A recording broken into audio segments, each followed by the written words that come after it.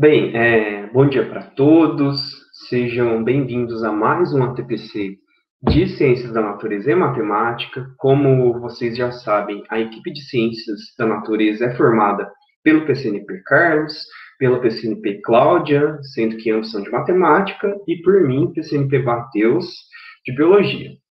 Hoje, novamente, nós iremos contar com a participação do PCNP João Paulo, de Tecnologia. Então, não sei se vocês sabem, mas o PCNP João, ele não faz parte da equipe de Matemática e Ciências da Natureza, mas ele tem ajudado a gente em muito, já que a nossa equipe anda um pouquinho desfalcada nesse momento, tá joia?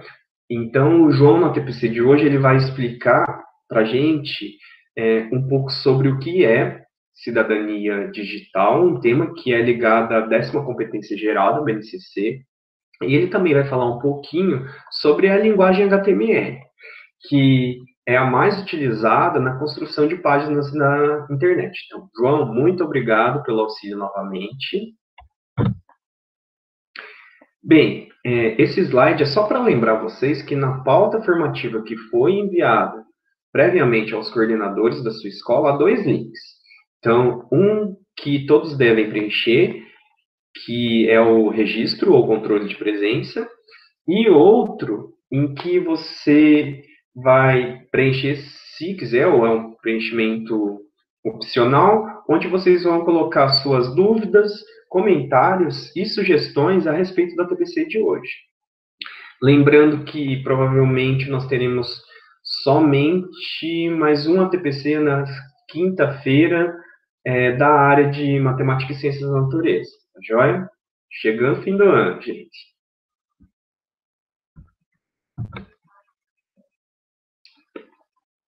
Essa é a estrutura do nosso ATPC de hoje, então vocês já estão acostumados, que é a estrutura que eu e o João estamos utilizando como quando fazemos o ATPC em conjunto. Então, o ATPC de hoje será dividido em 2 momentos, ou 2 blocos, sendo que no primeiro bloco nós falaremos sobre o ensino baseado em competências, e também um pouquinho sobre as 10 competências gerais da BNCC. Teremos, então, um intervalo de 10 minutos para vocês respirarem, dar uma esticada no corpo, beber uma água, dar uma mamadeira para o filho, cada um utiliza o tempo como quiser, tá joia? Mas após esses 10 minutos, em que um cronômetro vai ficar contando na tela, nós teremos um segundo momento da TPC, e nesse segundo momento entrará o PCNP João, e então ele abordará os temas cidadania digital e funcionamento da web.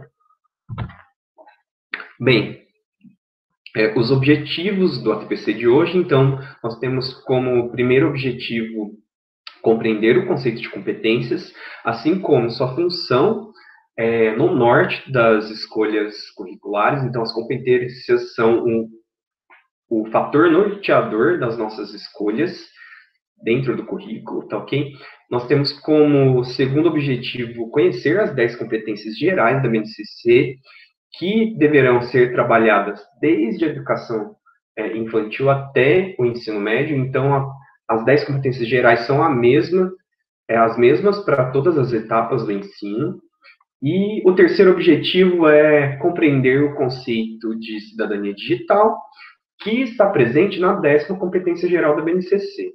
Assim como ter uma noção básica da linguagem HTML, usada na construção de páginas da internet, e assim como do www, que é vou tentar falar, World Wide Web. Os professores de inglês vão matar. Bem, iniciando, a Base Nacional Comum Curricular, ou BNCC, ela foi elaborada com base em 10 competências gerais. E são essas competências que vão nortear o trabalho das escolas e dos professores em todos os anos e componentes curriculares. Componentes curriculares é as antigas disciplinas, tá joia? Da educação básica. E o que a BNCC define como uma competência. Então, na página 9 da BNCC, temos que competência, ela é a mobilização de conhecimentos, habilidades, atitudes e valores para resolver as demandas que eu tenho na minha vida cotidiana ou no meu pleno exercício da cidadania e também no meu mundo de trabalho. Tá joia? Então, para quem quiser conhecer um pouquinho mais do assunto, na página 9 da BNCC. E o que essa definição dada pela BNCC significa na prática?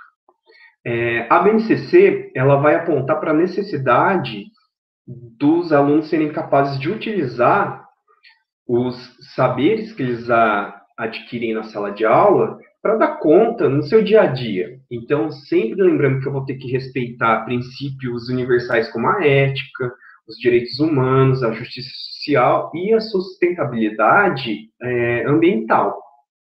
A BNCC ela também vai indicar que as escolas promovam não apenas o desenvolvimento intelectual dos meus alunos, mas também o desenvolvimento social, o desenvolvimento físico, o desenvolvimento emocional e cultural. E esses desenvolvimentos eles vão estar compreendidos como dimensões fundamentais para uma perspectiva de educação integral. Então, isso diferencia, por exemplo, as competências das habilidades. Por quê? Porque as habilidades elas vão estar focadas no desenvolvimento cognitivo. Tá joia? E como que eu vou ensinar essas competências? Então, a ideia não é que eu crie uma aula específica sobre uma competência geral ou tente transformar ela em um componente curricular. Não, gente, pelo amor de Deus. A ideia é articular a aprendizagem das competências às outras habilidades relacionadas às áreas do conhecimento. Então, muitas competências, por exemplo, dizem a respeito do desenvolvimento socioemocional, que, para acontecer de fato, esse desenvolvimento socioemocional, ele deve estar incorporado ao cotidiano da escola. Então, ele tem que permear as ações da escola e as disciplinas. O desafio, portanto, ele não é simples, ele é complexo, tá joia? Por quê? Porque ele vai impactar não apenas os currículos, mas os processos de ensino e aprendizagem, a gestão da escola, a formação de professores e também um método diferenciado de avaliação para ver se essas competências estão sendo atingidas ou não. Ainda que sejam organizadas como 10 competências gerais, ainda que sejam organizadas pela primeira vez como 10 competências gerais, essa ideia de competências não é totalmente nova. Então, várias dessas competências, como a necessidade de trabalhar com empatia, a cooperação entre os estudantes, elas já são praticadas por muitas redes de ensino alternativas há muito tempo. A questão agora, a ideia agora é expandir essas competências para toda a rede de ensino. E naquelas situações que o trabalho dessas competências é feito intuitivamente, eu preciso incentivar a reflexão para que isso seja feito com planejamento e com intencionalidade, tá joia? Então, eu vou sair do intuitivo e vou ir para o intencional. Para tentar deixar um pouquinho mais claro para vocês o que seriam essas tais competências gerais, eu separei um vídeo com o professor Nilson José de Machado. Então, o professor Nilson, ele por mais de 7 anos foi chefe do Departamento de Metodologia do Ensino e Educação Comparada da Faculdade de Educação da USP, E ele é um dos elaboradores do antigo currículo do estado de São Paulo. Então, esse vídeo ele é antigo para vocês verem como que esse tema não é atual. E nesse vídeo, o professor Nilson ele fala um pouco sobre a história do ensino por competências. Eu espero que vocês, após assistirem esse vídeo, saiam com um novo olhar sobre esse tema. Após o vídeo, eu volto um pouquinho para conversar com vocês sobre as 10 competências gerais, ok? Até breve. Nas circunstâncias, a filosofia do Hegel tem sido considerada o conhecimento da língua autoriza. Como Le Breton.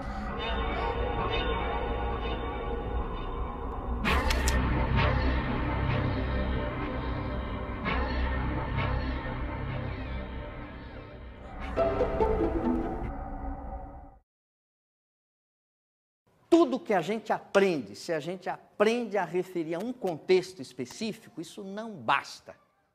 Começa agora o curso livre Universidade de São Paulo.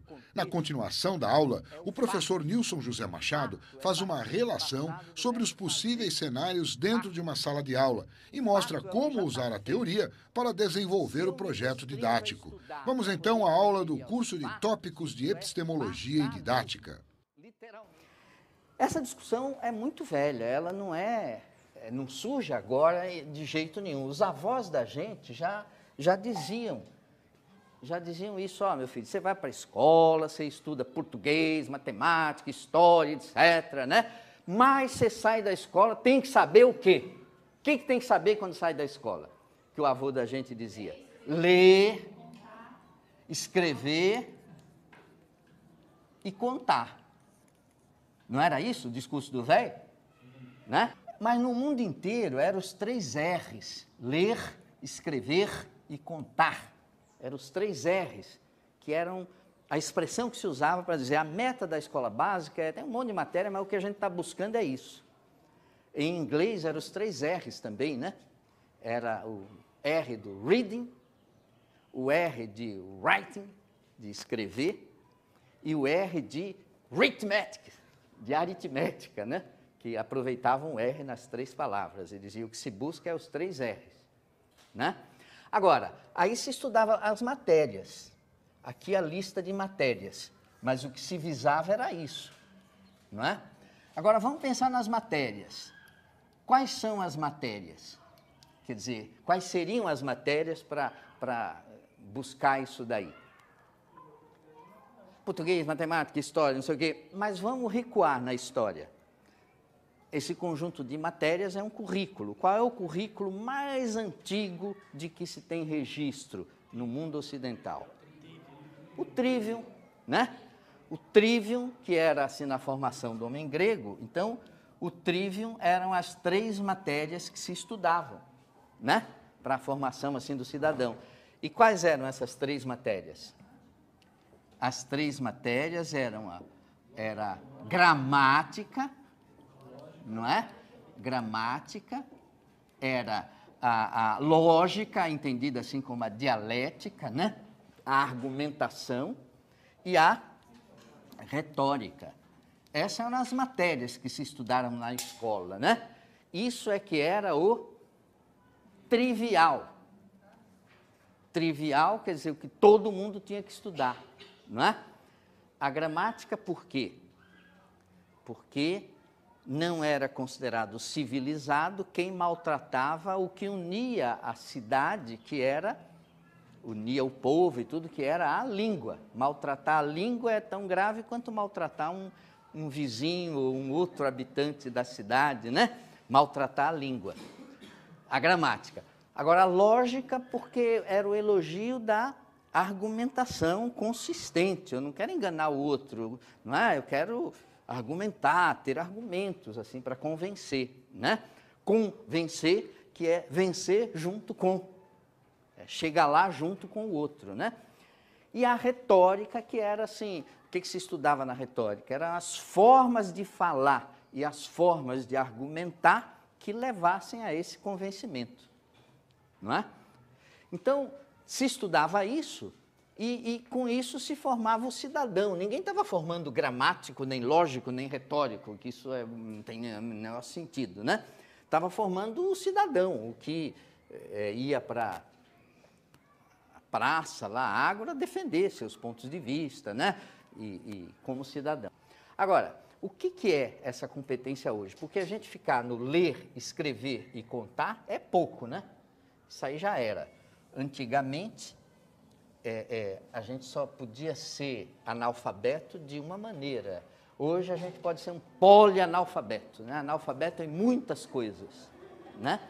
Então, só falar assim, ler, escrever, né? É pouco hoje para caracterizar o que se busca na escola, tá certo? Então, para caracterizar essa ideia de competência hoje, eu vou propor aqui que a gente pense em 3 eixos, não é? 3 eixos, 6 coisas, mas assim, compondo 3 eixos que traduziriam a ideia assim de uma pessoa competente. Pensando aqui no meio a pessoa. Vamos ver então esses 3 eixos. A partir desses 3 verbos, né? Mobilizar recursos que se tem, quer dizer, mobilizar conhecimento e ter projetos, ter desejo. Agora, a ideia de competência hoje, né? Saindo desses 3 R's, a gente podia pensar em 3 eixos que são os seguintes. Ó. Uma pessoa competente é uma pessoa que revela, né, mostra capacidade de expressão. Expressão é expressão de si, é uma coisa relacionada com eu, mas ao mesmo tempo é uma pessoa que tem capacidade de compreensão. Compreensão é compreensão do outro, do que está fora de mim. Então, um eixo de competência, não há pessoa competente que não equilibre bem, não se equilibre bem nesse eixo, que se expresse bem, mas que compreenda o que está fora de si, né? Porque a expressão é de si. A primeira compreensão de que se exige na escola é justamente a leitura. Ler um texto e dizer, entendeu, compreendeu, compreendi, né? Mas compreender não é só ler um texto. Paulo Freire falava com muita pertinência, assim, de que é preciso aprender a ler o quê? O mundo, né?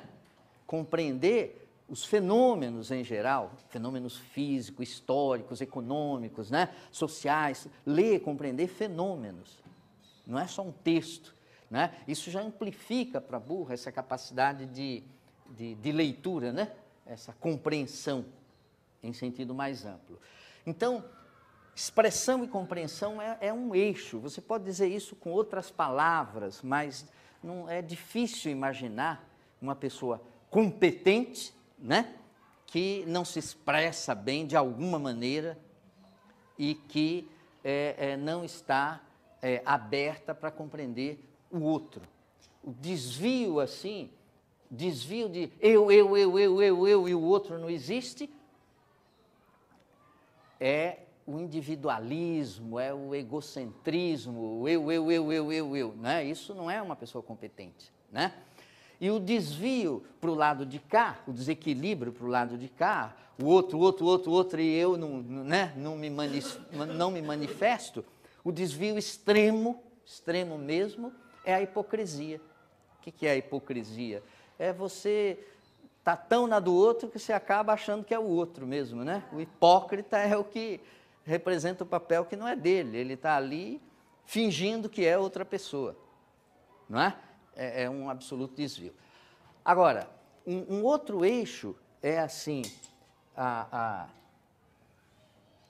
capacidade de argumentar. Argumentação é uma competência fundamental, é a análise. Toda argumentação é análise, né? Então, a capacidade de argumentar. Quando se buscava antigamente isso, a lógica e não sei o quê, hoje, de uma maneira mais ampla, a capacidade de argumentar, né? A capacidade de análise. Mas, por outro lado, isso é um eixo, a capacidade de decidir, de tomar decisões, ó, que é o correlato, assim, é a síntese, a capacidade de fechar a questão, de sintetizar. Quem argumenta, analisa o tempo todo e nunca toma uma decisão é um incompetente. O cara que passa a vida dizendo, por um lado tem isso, por outro lado tem aquilo. Por um lado tem isso, por outro lado tem aquilo. Por um lado, por outro lado, fica analisando a vida toda, né? Mas você, de que lado que está? Não, por um lado tem isso, por outro lado tem aquilo, né? Não se decide, é um incompetente. E é um incompetente quem decide sem analisar. Falou, o cara já decidiu sem uma análise suficiente, não é? Então, argumentar, analisar, decidir, se equilibrar nesse eixo é a marca de uma pessoa competente.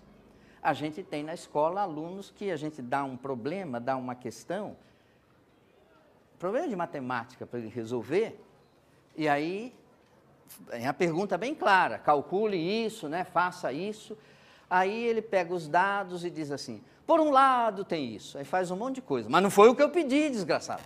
Aí ele diz, mas por outro lado tem isso, mas não foi o que eu pedi. E ele fica por um lado e por outro lado, então ele enche a página de coisa, tudo certo. Mas não tem nada a ver com o que foi pedido, pô. É um incompetente, né? Essa incapacidade de ter foco e de tomar a decisão, porque você analisa, mas chega uma hora, é condição de possibilidade de você mobilizar, de pôr em ação, você fechar a questão. Quem vive discutindo, nunca fecha a questão, encerra a questão, não é? Não anda. Também, mas não anda.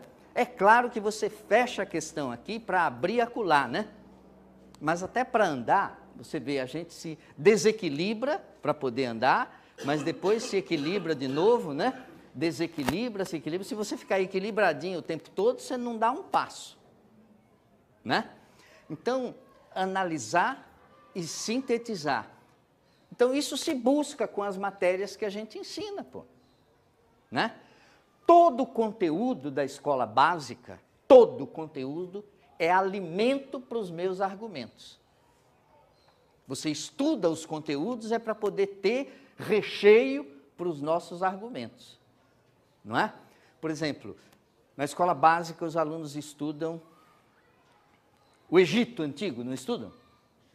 O Egito Antigo, tá bom. Para quê? Sim, mas para que se estuda o Egito Antigo?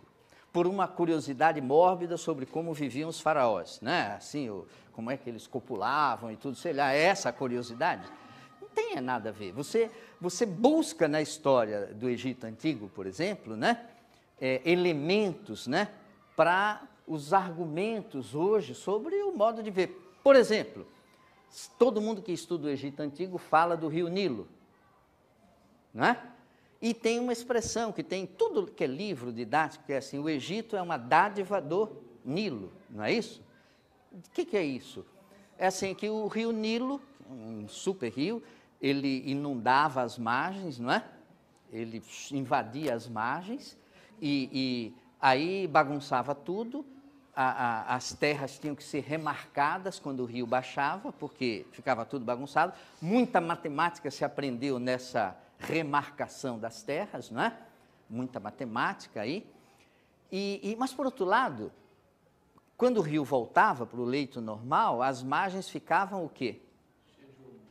Cheio de humus, ficavam assim, férteis, né? Ficavam naturalmente fertilizadas. E aí plantava, colhia e tudo, né? Olha que interessante, ó. Faz mais de 40 anos que não tem uma cheia no Nilo. Sabiam disso? Mais de 40 anos que não tem uma cheia no Nilo. Por quê, hein? Porque fizeram uma barragenzinha aqui, uma barragenzinha acolá e não sei o quê. Aí extraíram uma energiazinha, é verdade, não é? Mas o Nilo parou de transbordar, né? Parou, né? Acho que em 70, 71 foi a última cheia do Nilo, né? E agora? Agora não tem mais que demarcar as terras nem nada, está tudo lá limpinho, tudo bem, mas tem que encher de adubo, né? Senão não dá nada. Tem que adubar tudo direitinho, adubo químico e tudo, porque senão não nasce nada, não é?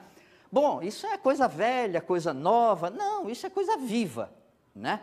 Então, a história, a geografia, tudo que a gente estuda, né?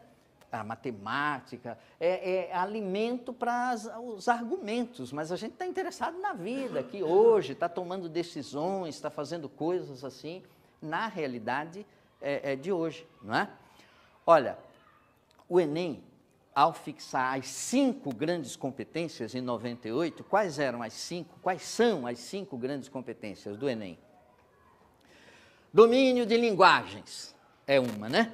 É essa capacidade de expressão em diferentes linguagens, não é isso? Uma outra competência do Enem qual é? Compreensão de fenômenos. Compreensão de fenômenos, não é?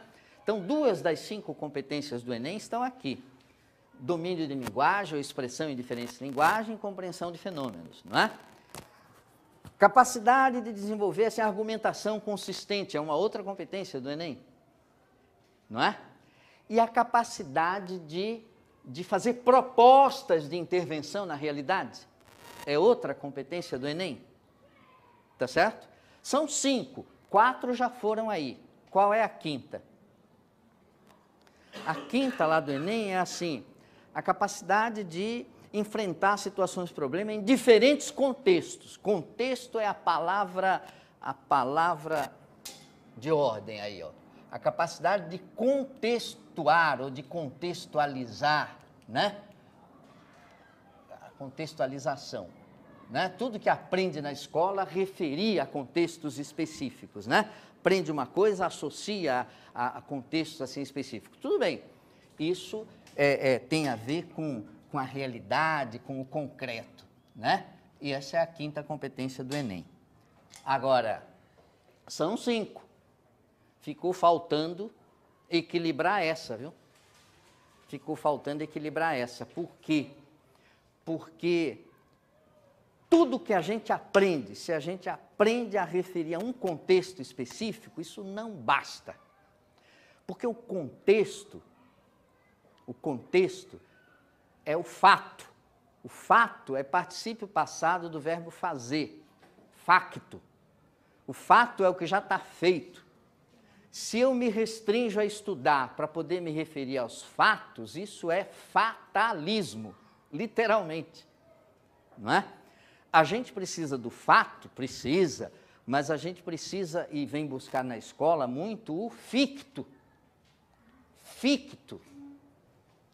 Ficto, a gente não usa essa palavra, ficto, mas todo mundo usa a palavra ficção, não é?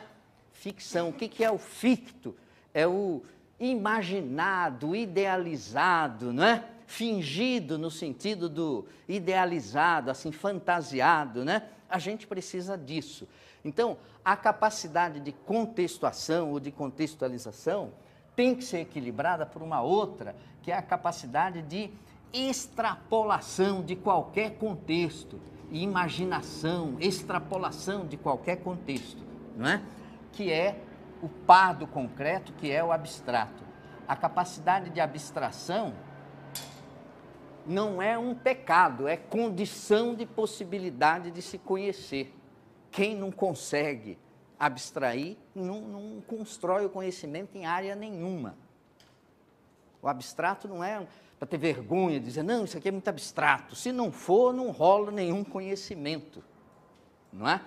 Então, extrapolar a realidade concreta do fato, do que já está feito, e buscar, né, uma coisa que ainda não existe, mas que você está querendo que venha a existir, não é? Isso é a marca de uma pessoa competente. Quem se amarra exclusivamente no fato é limitado, né? É limitado. O Popper, sabe o Popper do conhecimento objetivo? Ele tem um livrinho, um pequeno livro, mas precioso, chamado A Prisão do Contexto. É o título de um livro do Popper. A Prisão do Contexto. O Popper, que é o elogio do objetivo, assim, né, no conhecimento, né? Mas ele é quem vem falar das limitações de você ficar agarrado ao concreto, né? E de como é importante ultrapassar o que existe, né? Então, são 3 eixos aí, ó.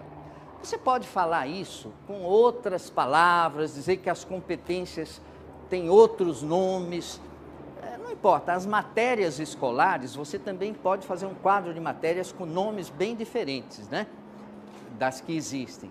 Mas o fundamento é o que importa. Você sempre vai ter matemática no currículo, vai ter português, ainda que você, em outras épocas, põe outros nomes, assim, tratamento da informação, né?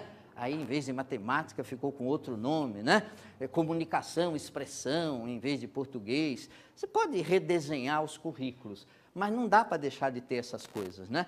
Uma pessoa competente, como assim aqui, se expressa, expressão de si, mas compreende o outro, né? Que analisa, mas que é capaz de fazer síntese, e todas as matérias têm que servir para isso, não é? E as pessoas que se remetem ao concreto, mas que o tempo todo abrem a possibilidade de extrapolar, de voar, de sair do concreto, né? De que olha para o facto, mas se interessa pelo ficto, né? Pelo imaginado, idealizado. Esse algo a mais é que precisa ver. Agora, aqui, então, a proposta é de um esquema mais amplo para a gente pensar. Esse esquema está bastante próximo do esquema do Enem. Praticamente 5 dessas 6 competências são as do Enem, né? Domínio de linguagens, compreensão de fenômenos, construção de argumentação consistente, fazer propostas de intervenção na realidade e enfrentar situações, problemas em diferentes contextos. O que não está destacado explicitamente no exame do Enem, é implícito, é o elogio da abstração ou da extrapolação dos contextos. Mas isso é compreensível pela época, não é? Bom, a mesma coisa aqui, o Enem vem combater, né, com a ideia de competência, a ausência de contexto nas questões e tudo, né, no ensino das disciplinas, então põe o peso na contextualização, não é? E cumprir o seu papel. Hoje eu acho que a gente precisaria reequilibrar e elogiar tanto buscar contexto, quanto ser capaz de, a partir do contexto, extrapolar, né? Voar. Porque o professor, e na sala de aula, ele é como um avião, né? Um avião. O avião, a gente vê como é que o avião é legal, é quando ele está voando. Só que para ele voar, primeiro ele taxia, né, no aeroporto, não fica? Ele sai lá de onde estava parado, taxiando um avião é sem graça, né? Parece uma tartaruga lerda ali, né? Aí ele se prepara e ele decola. Decola e aí é bonitão, né? Ele voando é uma beleza, né? Mas se ele permanecer voando, não vai dar certo. Uma hora ele vai ter que se preocupar para uma série de procedimentos para também aterrissar. E aterrissa e daqui a pouco já é aquele desajeitadão no chão, né? Isso é o modelo de uma aula, né? Você tem a preparação toda, voa, extrapole, voe, depois pouse de novo, porque se não pousar por bem, pousa por mal, né? Se você não aterrissar bem, você desaba de alguma maneira, né? A aula acaba, tá certo? E essa extrapolação é um voo que eu acho que a gente precisa ter na escola.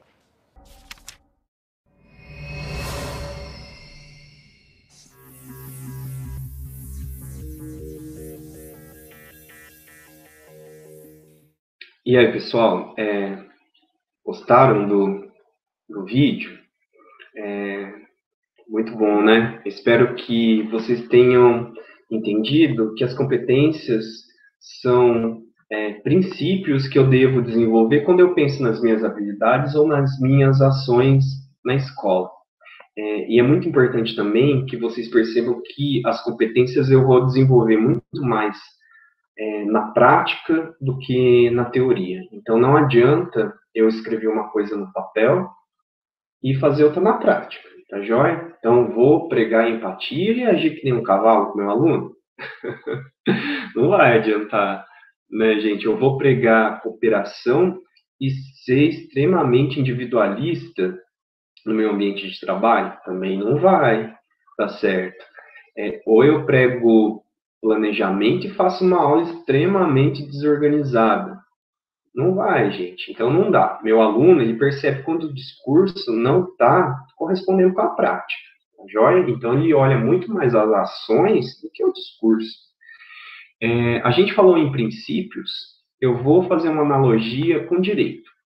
Então, no direito, antes de compreender a letra de uma lei, eu preciso estudar os princípios em que ela está envolvida. Quem já estudou, por exemplo, direito administrativo para algum concurso, provavelmente já ouviu falar no princípio da isonomia, no princípio da impessoalidade.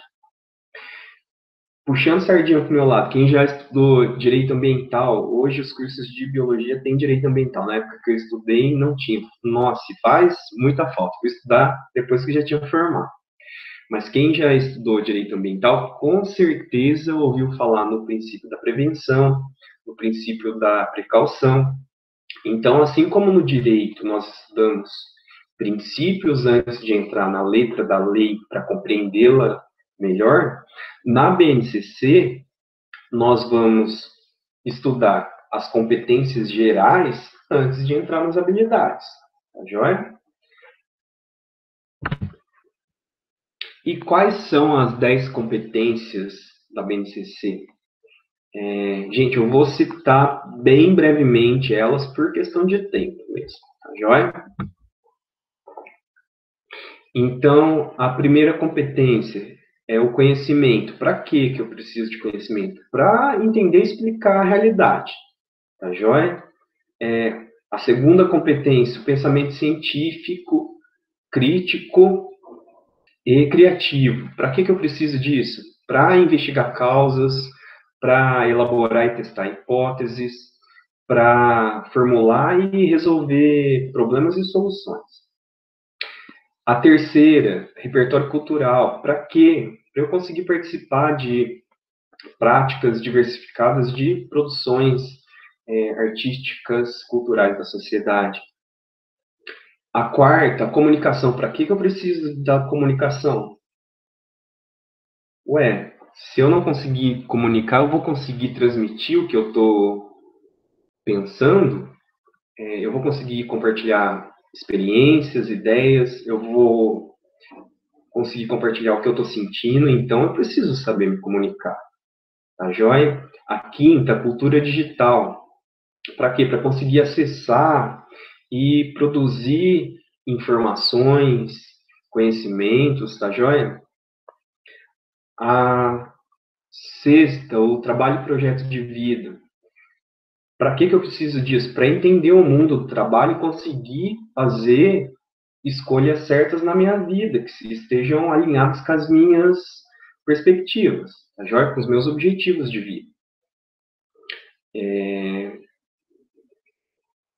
A sétima, que é a argumentação. Para quê? Para formular, para negociar, para defender ideias, pontos de vista, decisões comuns, com base sempre naqueles princípios que a gente falou: direitos humanos, consciência socioambiental, consumo responsável, ética, tá joia? A oitava, autoconhecimento e autocuidado. Para que eu preciso disso?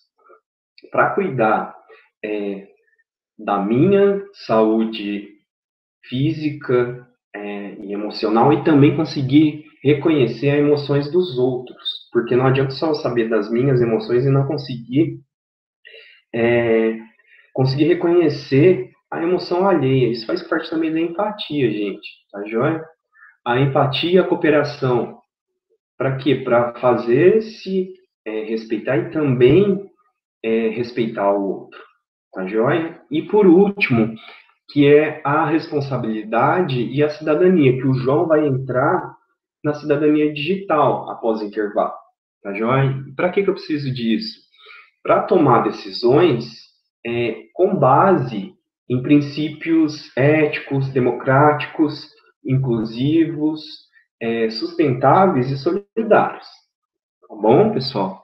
Bom, espero que vocês tenham gostado dessa primeira parte do FPC.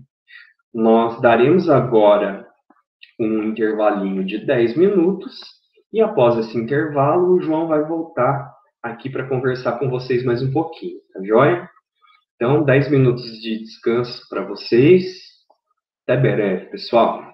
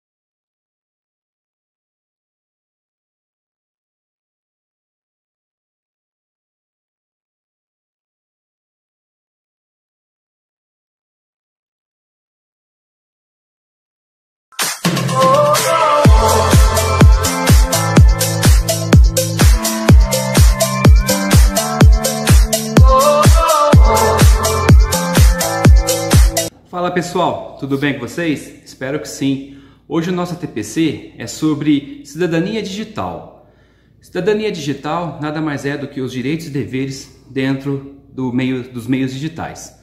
A melhor forma de você exercer seus direitos e cumprir seus deveres nos meios digitais é entender um pouco como toda essa estrutura funciona. Vamos fazer uma analogia com um carro. A maioria de nós somos motorista, dirigimos carro, mas nem por isso entendemos como o motor de um carro funciona.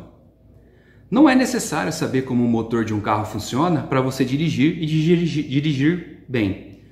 Entretanto, quando você conhece como o motor de um veículo funciona, o seu desempenho pode ser melhorado no quesito da forma de aproveitar melhor o veículo, a sua eficácia e os seus cuidados para prolongar a sua vida útil. E também saber o que está acontecendo para fazer esse carro movimentar. Essa mesma analogia eu trago para a nossa realidade de hoje e que há tempos a gente já vem usando, que é a internet e a web.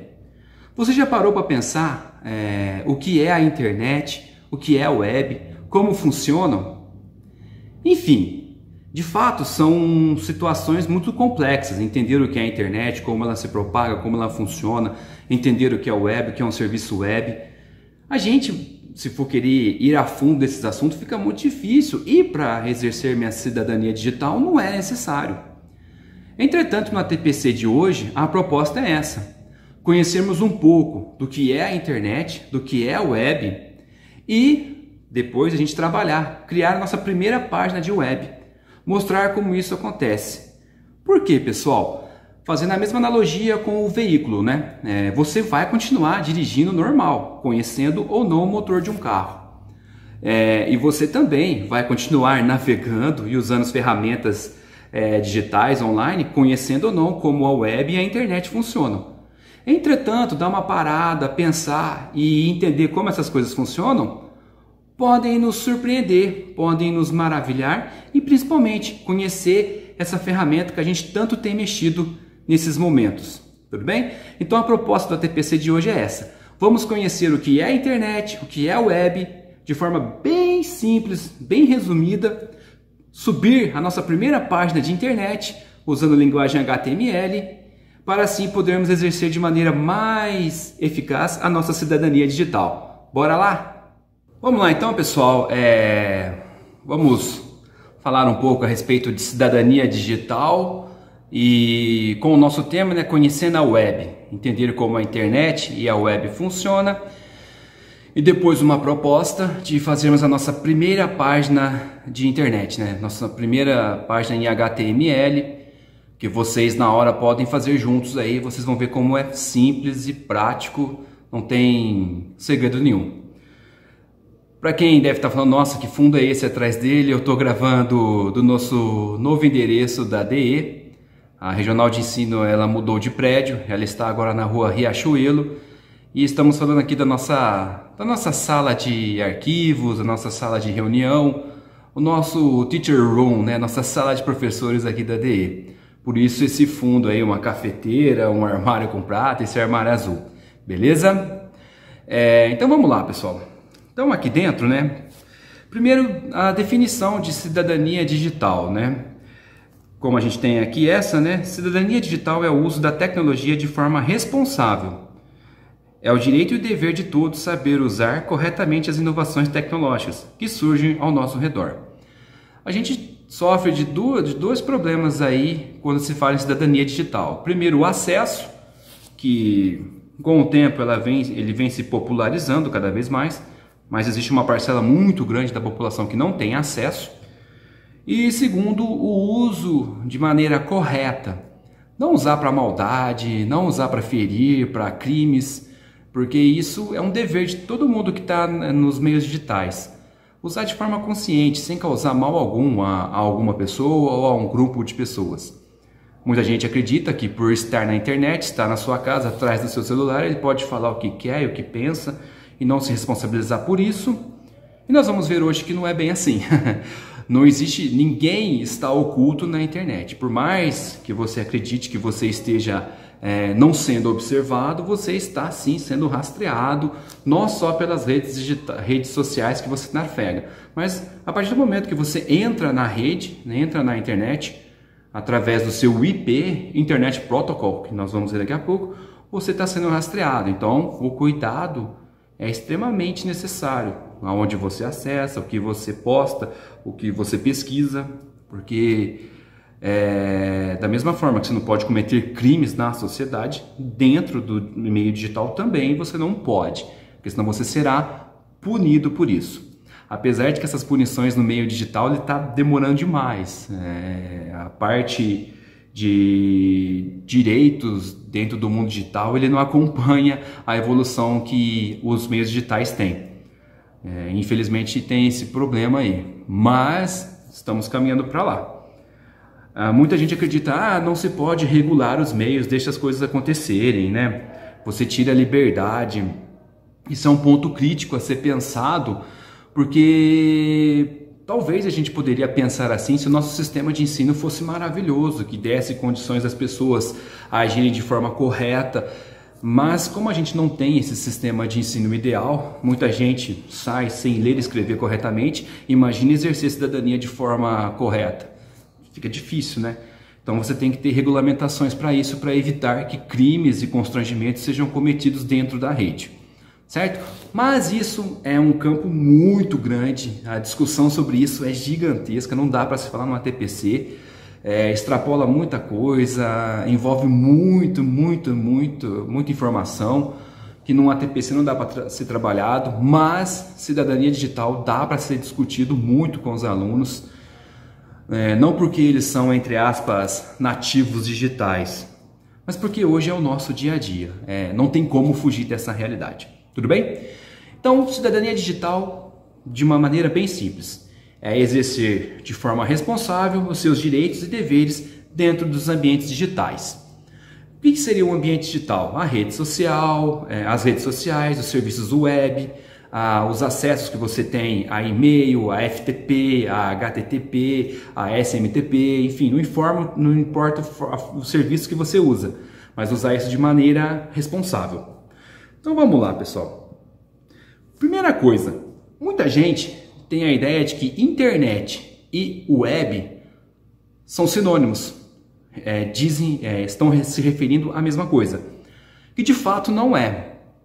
Internet, pessoal, é a rede mundial de computadores, é a interligação entre computadores.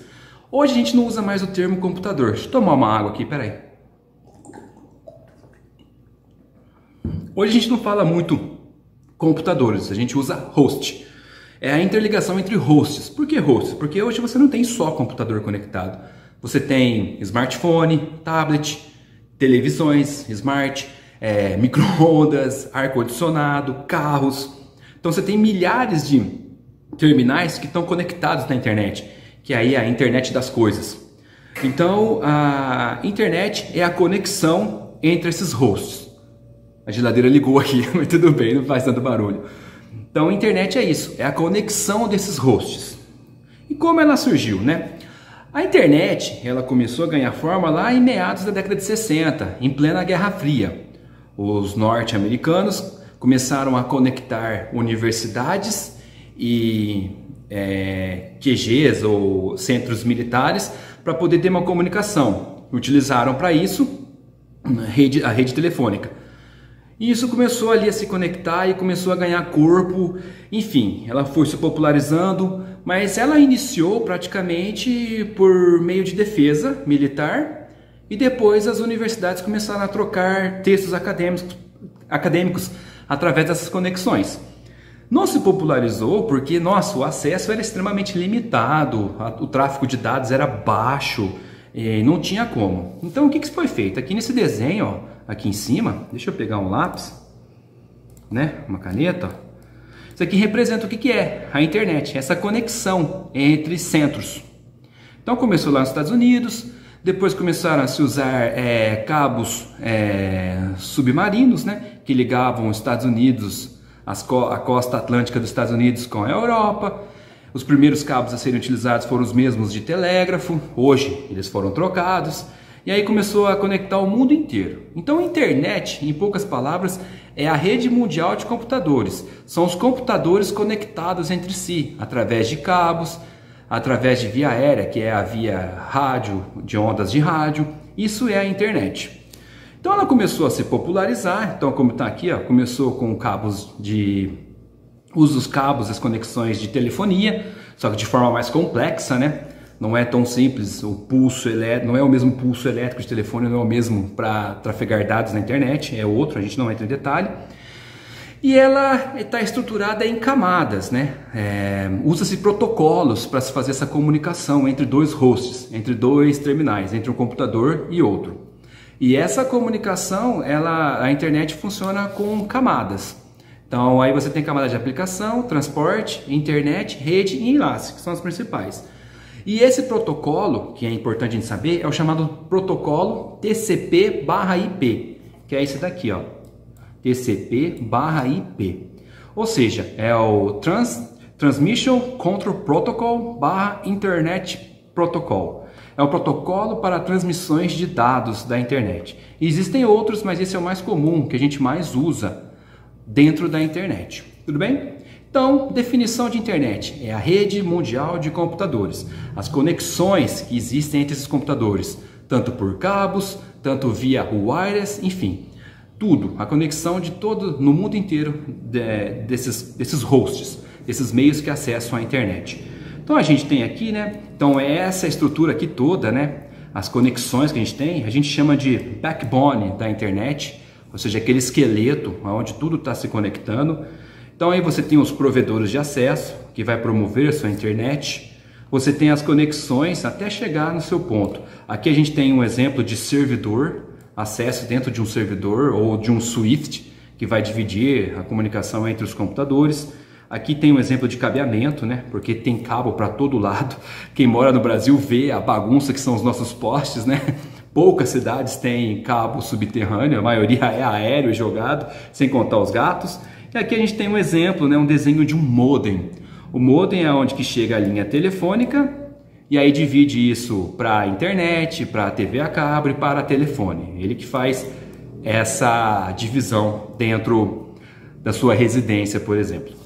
Beleza? Então aqui de forma bem resumida o que é a internet e como ela funciona. Lógico que ela surgiu para meio de defesa militar, depois foi adquirida pelas universidades para troca de informações e depois se popularizou. Década de 60 até hoje. Se você for pensar, não é muito tempo, e nesse curto espaço de tempo de 1960 até hoje, muita coisa evoluiu, muita coisa melhorou, mas a estrutura dela continua a mesma, essa conexão entre hosts, entre terminais. Tudo bem? Definimos o que é a internet, então o que é a web? A web são os serviços que você realiza dentro da internet. Então a web é uma parte da internet, onde você realiza serviços como acessar redes sociais, trocar informações de mensagens, procurar e postar vídeos, artigos e tudo mais. Então, a web, né, que é essa sigla que todo mundo conhece, né, www, World Web, Wide World Web, Wide World Web, que é o www, ela é um serviço que é prestado dentro da internet. Então, em termos técnicos, internet, conexão de máquinas.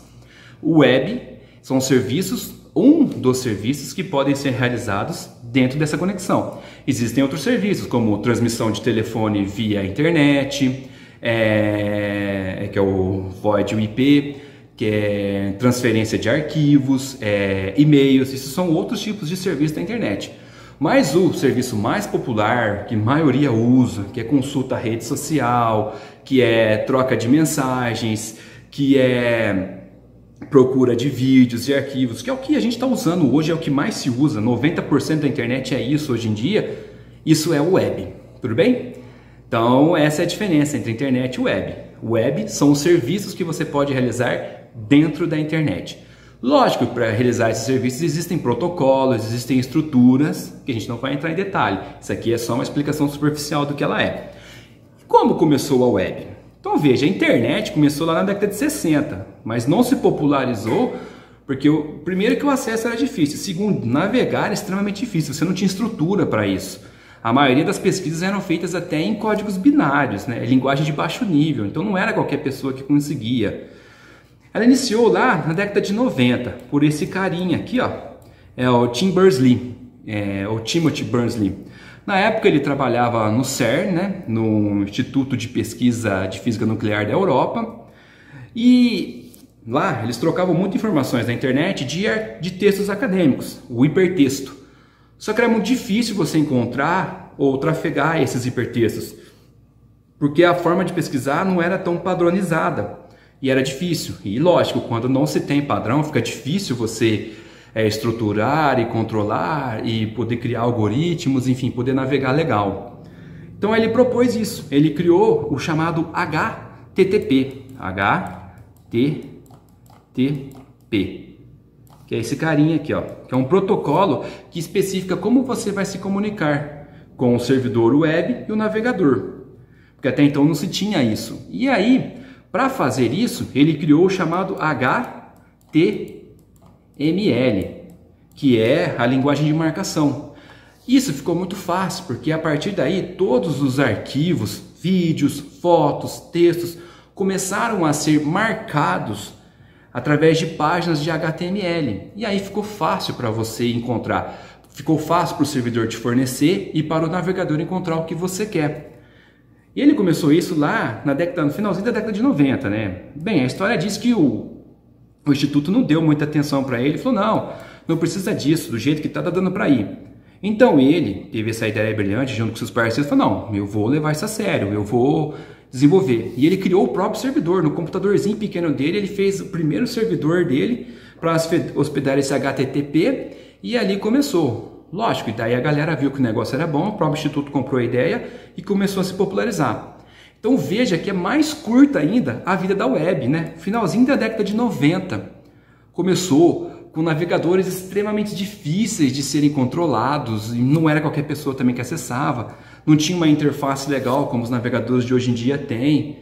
E aí começou a popularizar, começou a ganhar corpo e chegou ao ponto que a gente tem hoje. Mas da década de 90 até hoje, se você for ver, não tem nem 30 anos direito. A internet, como a gente conhece hoje em si, talvez ela tenha começado ali no final dos anos de 2000, né? O meu acesso mesmo à internet começou ali no início do 1998, 2000. E, então é algo extremamente novo e que revolucionou. Essa popularização, esse acesso, essa cidadania digital que a gente pode dizer hoje, começou graças a esse cara aqui e a sua brilhante ideia de transformar tudo em página de internet, que ficou fácil. Para isso a gente usa três coisas, né? O URL, que é o endereço da página, o protocolo de navegação, que é o HTTP, e a linguagem de marcação, que é o HTML. Com essas três coisas, o Tim estruturou a forma como a gente navega hoje na web. Então vamos ver de forma bem simples como é essa estrutura. Espero que vocês estejam entendendo então o que é a internet, o que é a web, como ela surgiu e como ela está estruturada. Então vamos ver como a web funciona. Então, cliente, nossa, saiu uma saliva aqui, espero que vocês não tenham visto. Então o cliente seria o host, o terminal, no caso você. Então você pega o seu browser, né, o seu navegador, e coloca lá um endereço que você quer achar. Por exemplo, eu quero achar o site da DE. Então você fornece o DNS. O que é o DNS? É o nome. Todas as máquinas, cliente e servidor, eles têm o chamado IP. Tem um número. Quando você entra na internet, você já cria um número, um IP. Porque aí é fácil, para que o TCP possa funcionar, ele precisa do teu IP. Para saber aonde você está e aonde você quer chegar. Então toda a máquina, seja o carro, seja a frigideira, o ar-condicionado, o tablet, o smartphone, o computador, qualquer coisa que está com acesso à internet, tem um IP. E é através desse IP que você sabe quem é o cliente, aonde ele quer chegar e sabe o que é o request, ou seja, o serviço que ele quer. Então você pega e joga lá o nome do site no navegador, então você está fazendo uma requisição. Então você manda essa requisição para a rede, essa requisição através do DNS encontra o IP, o Internet Protocolo do servidor. Vamos supor que você quer entrar na sua rede social. Vamos supor o Facebook. Você entrou no Facebook, você fez um request. Então aí com o DNS, né, facebook.com, você mandou para a rede achou o IP, localizou qual é esse servidor do Facebook e te mandou uma resposta. Te manda a página do Facebook. Aí lá dentro você começa a trabalhar. Lógico que para fazer isso, esse protocolo, ele vai trabalhar com rotas. O que é isso? Para sair do cliente e chegar ao teu servidor não é tão simples assim, não é direto. Ele vai dividir o seu pacote em pequenos pacotes, manda para deixar a rede não muito sobrecarregada e poder ter um tráfego legal. Ele vai funcionar dessa maneira. Então você vai ter rotas. Essas rotas são feitas com roteadores, comutadores, até chegar no servidor e o servidor manda de volta a sua resposta. Então às vezes pode acontecer de dar um erro, né? O 404 quando não encontra o URL, ou 303, enfim. Acontece esses códigos, a gente não vai entrar em detalhes, só uma explicação de quando não dá certo essa conexão. Mas isso sempre dá certo e praticamente é instantâneo, né? Na velocidade da luz, em frações de milionésimos de segundos, chega a página até você. Então é dessa maneira que um serviço web ou a web funciona. Tranquilão? Então o cliente faz uma requisição, o servidor manda uma resposta para ele e assim você pode acessar a internet. Dentro desses tipos de serviço web temos o HTTP, que é o principal dele, que é o protocolo. E no HTTP a gente usa o HTML como linguagem de marcação. Então aqui a gente vai ver um pouco do que é o HTML, como uma página de internet é escrita, que começou lá com o Tim, em Tim Berners-Lee em 1990. Então o HTML, né, Hypertext Markup Language, ou linguagem de marcação de hipertexto, ela, como toda e qualquer página de internet, é marcada por HTML e a estrutura dela é bem simples, como a gente vai ver nesse exemplo aqui, ó. Ela funciona com tags. O que é tag? Tags são essas aqui, ó. É esse comando que eu coloco entre o menor e o igual e passo o comando aqui dentro. E a estrutura básica de qualquer página de internet vai ser essa daqui, ó. Toda tag, quando eu abro, eu tenho que fechá-la. Deixa eu sair daqui. Beleza, saiu. Então tá vendo? Ó, eu abri e fechei. Aí eu tenho duas estruturas básicas dentro do HTML. O head, né? Que é a cabeça, onde vão os metadados. A gente vai ver um exemplo na página daqui a pouco. Abri o head, fechei. E o body, né? O corpo, é a parte visível dessa página. É aquilo que a gente, quando acessa, consegue enxergar. Então, abri o body, fechei o body. Tudo bem? Para fechar, a gente coloca esse aqui, ó, essa barrinha chamada de slash. Então, entre tags, né? Essas tags, fecho com o slash e coloco a tag que fechou. Então, essa é a estrutura básica de qualquer página de internet. Por que é dessa maneira? Porque o browser, né? O navegador que você está usando para acessar a página. Tô tomando água, hein? Tá calor, não é cachaça, não.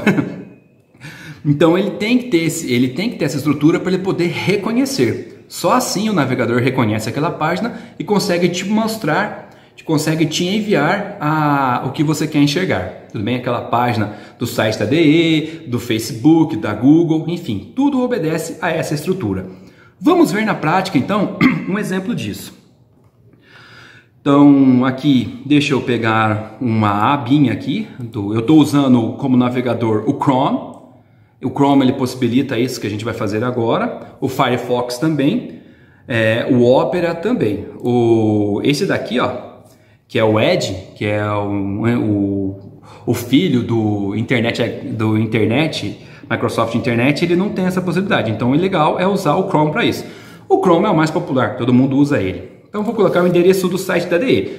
Você pode fazer isso em qualquer site, tá? Eu vou fazer no da DE porque eu quis. Mas qualquer site que você fizer isso, você vai conseguir encontrar esses detalhes que a gente vai falar agora. Aliás, em casa, se você quiser ir simulando, fique à vontade, certo? Então eu vou pegar o endereço da DE, que já está salvo aqui, né? Porque eu sempre uso nessa máquina. Vou entrar. Entrei. Este é o site da DE. A forma como ele é estruturado. Essa aqui é a parte visível do site. Ou seja, o body, o corpo dele. É isso que eu enxergo.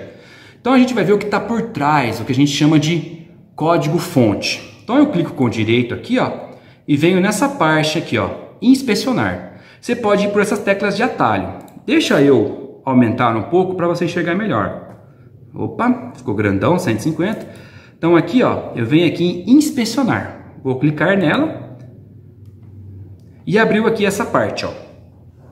Essa parte aqui de baixo. Deixa eu aumentar. Então aqui a gente tem a inspeção do código-fonte. Então veja como começa o HTML. A primeira coisa que se coloca no HTML é isso daqui, ó. Abre, exclamação, doctype HTML. Porque é o que a gente usa hoje, é o HTML5. É uma evolução dele, que é o doctype. Beleza. Então veja, ó, abriu o HTML, coloca a língua, né? Que aqui é um char7 que tem que ser colocado, né? Que a gente está em português, né? Português BR, PT BR, não é de partido isso aqui não, viu? PT aqui é de português Brasil. Então aqui a gente tem um head, tá? E aqui tem um body. Eles estão fechados. Na hora que eu abrir, ele vai expandir. Então eu vou abrir primeiro o head, a parte dos metadados, as informações que eu coloco, que o browser, o navegador, colhe antes de fazer com que o body apareça. Lógico que isso é feito bem rápido. Então eu vou abrir o head. Então tem os metadados. Dentro dos metadados a gente tem esse daqui, ó, que é o title, ou seja, o título da página. O que é o título da página? Vou vir aqui com o mouse, ó, é esse daqui, ó, Diretoria de Ensino São João da Boa Vista. Esse é o título. Se eu vir aqui, você pode fazer isso tranquilo, não tem problema nenhum, né? Vou clicar aqui, ó, e vou apagar. Eu vou escrever outra coisa. Vou escrever aqui, vou escrever meu nome, ó, João Paulo, beleza? Eu escrevi e aqui em cima, ó, na hora que eu clico, já aparece João Paulo. Nossa, eu hackeei a página? Não, isso pode acontecer, tranquilo. Na hora que eu vim aqui, ó, e atualizar a página, ela volta para o normal. Não acontece nada, tudo bem? Tranquilo. Aqui dentro do head, além do title, a gente tem também as preferências, tem as aplicações, porque esse movimento que a página tem tudo aqui. Hoje a gente não vai fazer isso, a gente vai, como eu disse, a gente vai fazer o básico do básico, tá? Beleza, então aqui tem o CSS, o JS, enfim, que é a linguagem de programação para isso. Então veja que tem um monte de dados, né? Para a gente enxergar mais fácil, eu vou voltar aqui, vou clicar aqui, ó, e vou exibir código-fonte dessa página. O código todo que foi escrito para fazer essa página da DE. Então vou abrir aqui, então veja, olha só, é muito comando. É comando pra caramba, né? A pessoa que escreveu isso daqui. Tem aqui a parte de estilo, enfim. Se você for ver, eu vou vir até o fim, ó. Nessa página a gente tem 331 linhas de comando. Porque é um site bem trabalhado, uma coisa bem feitinha, não é? Legal, bacaninha, tudo bem? A gente vai agora, fazer a nossa primeira página de internet. Então vamos lá. Para isso, nós vamos usar o bloco de notas. O meu sistema operacional aqui é o Windows. Se você estiver usando aí o Linux ou outro, procure o software referente a bloco de notas. É o WordPad, enfim, o bloco de notas. Eu vou colocar aqui, ó, bloco de notas. Já apareceu, vou entrar nele. Entrou aqui e já está aqui. É esse carinha aqui, ó, que tem esse símbolo, essa mesma estrutura. Então vamos lá, a gente vai criar nossa primeira página. Vou voltar aqui, ó. Como vocês viram, primeira coisa que tem que colocar, ó, é o doctype HTML. Vou abrir o head, vou abrir o HTML, o head e o body. Vou abrir as minhas tags, depois eu escrevo lá dentro. Então vamos aqui, primeira coisa, né? Deixa eu puxar para cá. Vou abrir a tag em letra maiúscula, né? Ou letras garrafais, exclamação, toque, type. E agora eu coloco HTML e fecho. Fechei essa tag. Agora eu vou colocar a outra, né? Qual que é a outra? Vou dar 2 espaços, que é o HTML.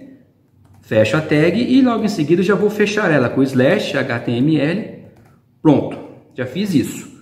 Já abri e fechei minha tag HTML. Deixa eu dar um Enter aqui, passar mais para baixo, voltar aqui. O que eu vou fazer agora? Vou fazer o meu head, né? A parte onde não vai aparecer, onde eu vou colocar os metadados. Então eu vou abrir, ó, o head, fechar e já fecho também, ó, slash head. Pronto. Deixa eu voltar aqui, pá. colocar aqui para deixar aninhado. É legal deixar aninhado, viu? Dá um Enter. Agora aqui dentro, o que eu vou pôr? O único metadado que a gente vai colocar na nossa, deixa eu ampliar mais para vocês enxergarem melhor, né? Deixa eu colocar aqui. Beleza? Então aqui, o único metadado que a gente vai colocar é o title. Então eu coloco o título, né?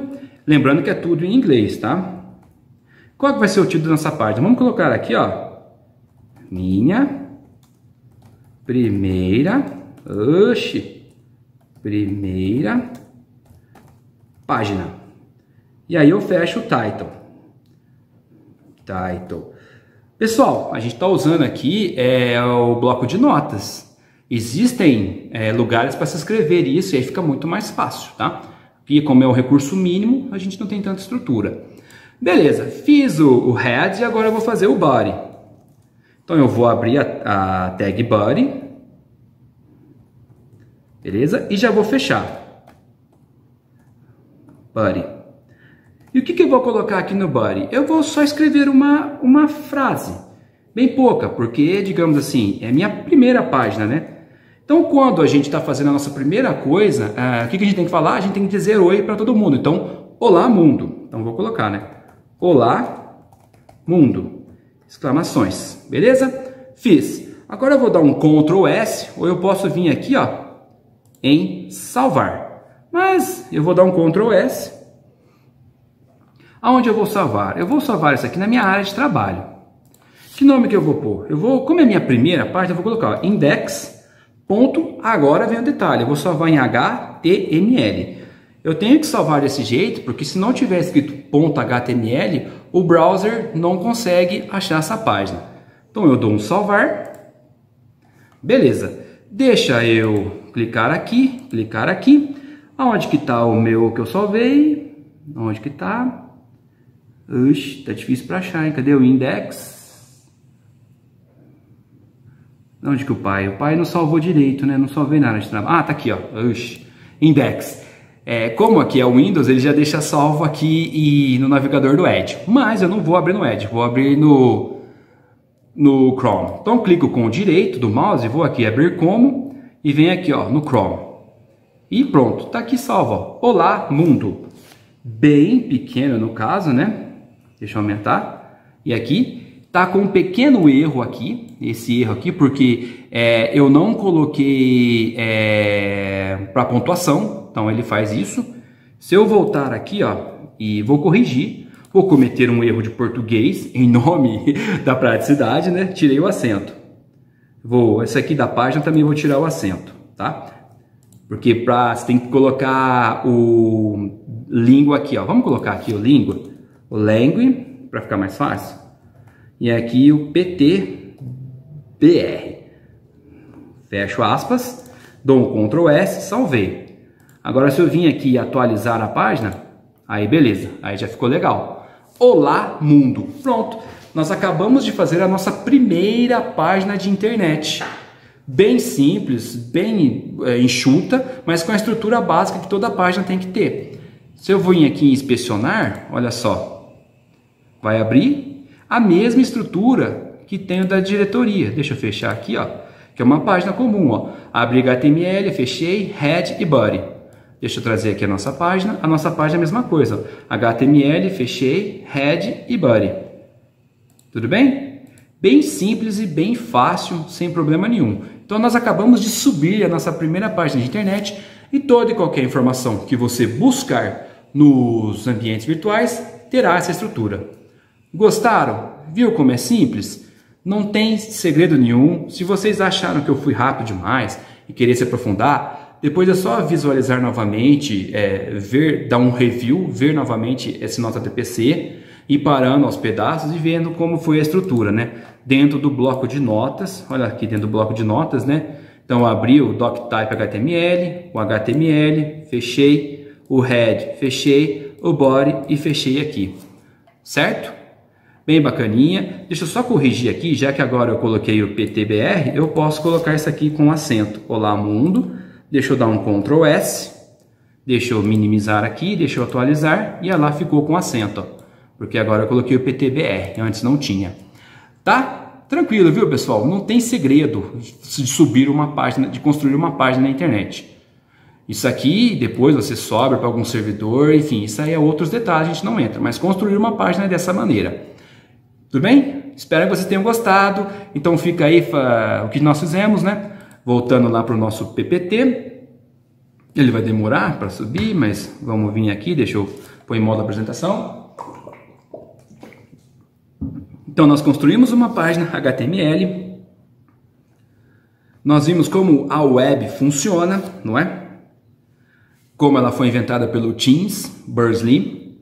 Como a internet funciona, porque tudo isso nada mais é do que estruturas por trás da cidadania digital. Beleza? É isso aí, pessoal. Espero que vocês tenham gostado. Essa foi a nossa proposta para o dia de hoje. Não significa que você tem que amanhã ou depois já aplicar com o aluno. A ideia é conhecer mesmo, conhecer para explorar de maneira mais eficiente todos esses recursos. Isso foi o básico do básico do básico. A gente não aprofundou em nada porque são tópicos extremamente técnicos e aqui não é importante saber a parte técnica em si, só o todo, como funciona. HTML é uma linguagem de marcação muito interessante a gente conhecer e trabalhar com ela. Muitos chamam de linguagem de programação, mas não é programação, é marcação. E, enfim, a proposta foi essa, espero que vocês tenham gostado. Não tenham medo de se aventurar nesse assunto, pode aprofundar e ir. O que mais tem na web são sites e videoaulas sobre o tema. E quem sabe, numa oportunidade, você possa mostrar isso para o aluno, para que ele também desenvolva melhor a sua cidadania digital, sabendo o que é um HTML, o que é, como a web funciona, como eu faço um request, como é que as redes de computadores estão interligadas. Enfim, pessoal, espero que vocês tenham gostado. Obrigado pela oportunidade e até a próxima. Valeu!